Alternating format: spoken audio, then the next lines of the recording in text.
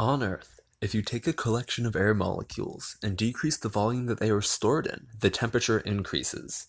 This can be demonstrated in a fire piston. The piston has a fixed number of gas molecules that are compressed, thus increasing the temperature. The temperature increases so much it can ignite cotton. In principle, this is how stars are born.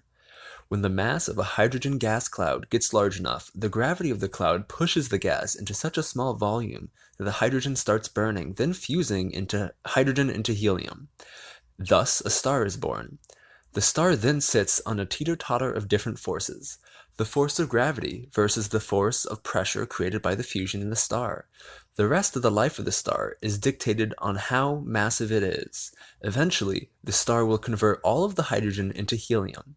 This decreases the pressure, so gravity causes the star to shrink. As the volume shrinks, the temperature increases again. This can cause the star to start fusing helium into carbon. The new fusing causes the sun to start to expand.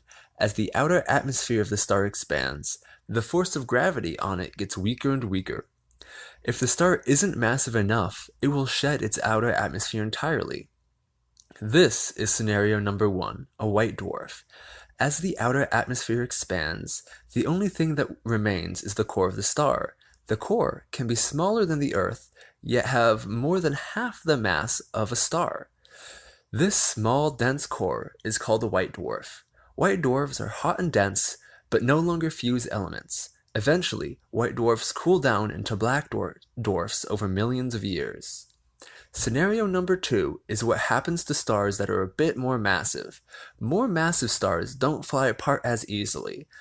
The larger mass increases the gravity, which allows them to stay together when they start to expand.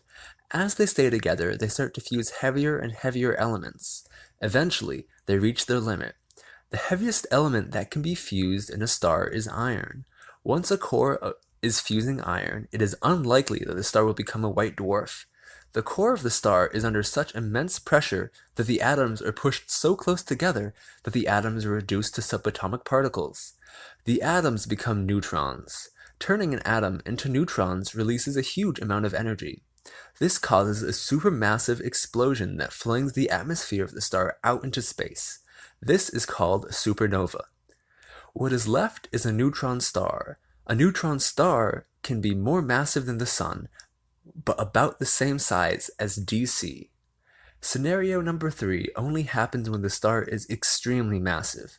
If the escape velocity of the core of the star is greater than the speed of light, the star collapses into a black hole.